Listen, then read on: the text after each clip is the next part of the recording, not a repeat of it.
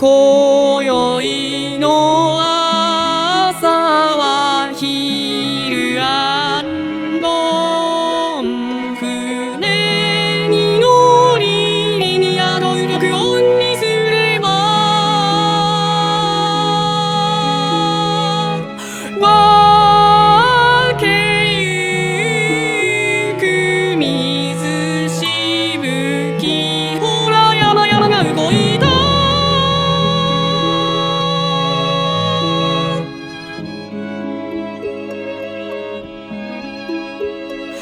しだれ柳の揺れる対岸にあと5宿3宿、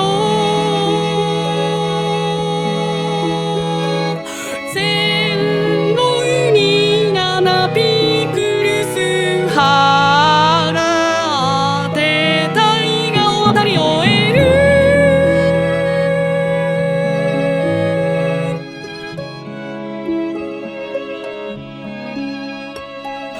岸に着けばまた旅が始まる。そういう旅は続くのだ。